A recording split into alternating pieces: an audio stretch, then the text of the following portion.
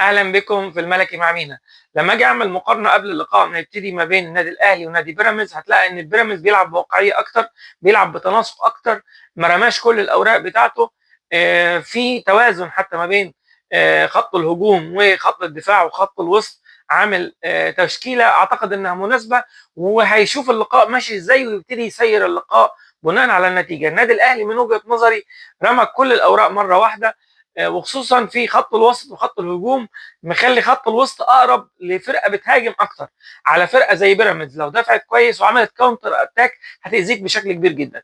النادي الاهلي هيلعب ب ديانج وبن رمضان وزيزو وجناح بن شرقي، وجناح تريزيجيه، ومهاجم وحيد محمد شريف. تشكيله النادي الاهلي حط اقوى اسماء، ما فيش مشكله، ولكن النادي الاهلي لو ما قدرش يجيب جون هتبقى في ازمه. ليه؟ لو النتيجه 0-0 وقعد لغايه الدقيقه 70 مثلا، اللعيبه هتبتدي ترهق، وهيبتدي ينزل اللعيبه اللي في الدكه اللي هي مش بنفس قوه اللعيبه اللي موجوده بشكل اساسي في الفرقه. وهنا بيراميدز ممكن يفرق في ان هو لما ينزل العناصر اللي موجوده على الدكه عنده افضل بكتير جدا من دكه النادي الاهلي. كمان بيراميدز لو قدر يجيب جون هيتعب النادي الاهلي جدا، لان في حال ما اذا بيراميدز جاب جون النادي الاهلي هيبتدي يهاجم بشكل اكبر، وهيبتدي يفتح خطوطه، وهيبتدي يتضرب عن طريق الكرات المرتده بشكل كبير جدا، وخصوصا ان الارتداد الدفاعي لزيزو وبن رمضان مش هيبقى بنفس سرعه الكاونتر اتاك اللي هيعمله بيراميدز. بيراميدز هيبقى سريع جدا في الكاونتر اتاك، عنده دي سيلفا كويس، عنده مايلي كويس، عنده قطه لعيب تقيل على فكره في وسط الملعب، بالاضافه الى عنده 3 لعيبه كويره في وسط الملعب. انا اعتقد ان النادي الاهلي يعني بيلعب الكل في كل مره واحده، ودي مش مضمونه.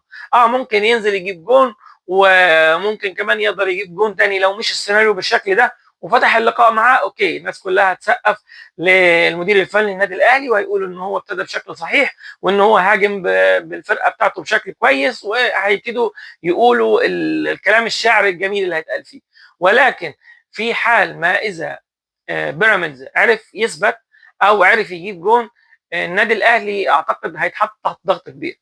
اعتقد ان المدير الفني لنادي بيراميدز لاعب بواقعيه اكتر. النادي الاهلي اعتقد كان لازم يوفر واحد من زيزو او بن شرقي، او زيزو او بن شرقي او تريزيجيه، وينزل لاعب خط وسط تاني زي مثلا احمد رضا، بحيث يبقى الثلاثي في خط الوسط كلهم عندهم واجبات دفاعيه مقبوله، ويخلي لاعب تقيل على الدكه، بحيث لما يعمل تبديل في الدقيقه 60 او الدقيقه 65 يبقى في لاعب تقيل من بره هينزل يقلب الماتش. لكن الاهلي ما عندوش حد ينزل يقلب الماتش بالطريقه دي.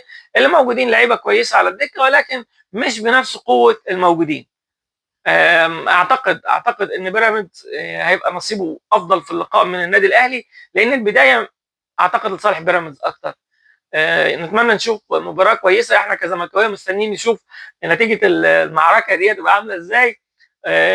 اتمنى لقاء كويس وممتع، وكمان الحكم اتمنى ان هو يعمل لقاء كويس. يعني انا مش ما نفسيش الحكم بصراحه النهارده يعمل غلطه زي اللي حصلت قبل كده في ماتش الشحات، في ماتش يعني السنه اللي فاتت بتاعت حسين الشحات، لانه بوظ اللقاء على بيراميدز. ولو حصل الموضوع ده هيبقى بيراميدز من حقه يغضب بشكل كبير جدا، لان ما فيش اي داعي ان لجنه الكره، لجنه الحكام في اتحاد الكره يجيبوا نفس الحكم اللي عمل الغلطه الكارثيه بتاعت السنه اللي فاتت.